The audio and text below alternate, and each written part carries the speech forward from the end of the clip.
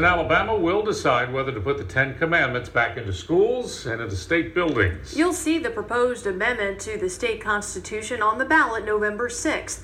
NBC 15's James Gordon has a closer look at who's behind the push to restore the commandments. James?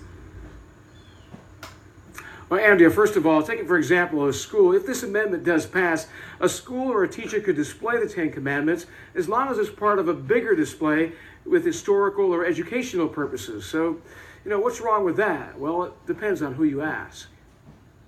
73% of the people of Alabama just responded saying they want the Ten Commandments back in schools. Holding on to a big 73%, backers of the Ten Commandments amendment in Alabama say the most recent poll shows Alabamians are on board.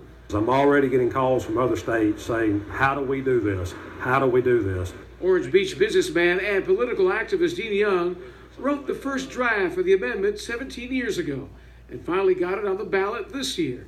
Alabama voters get the final say. It should be legal. I mean, that's how our country was founded on, was the Word of God. If schools and businesses and need to have that separate, because I have Muslim friends and I have friends from other religions, they need to feel comfortable going into the post office without having to see something from another religion displayed there. So the legal battles may lie ahead.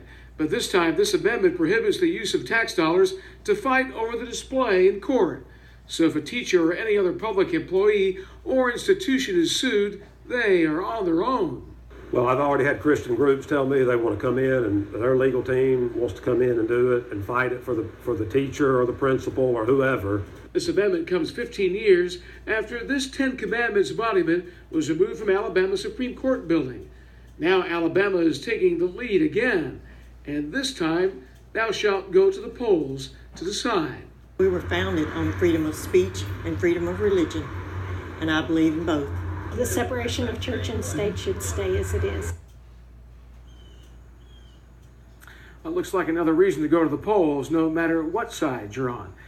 We're live in Baldwin County. James Gordon, NBC 15 News.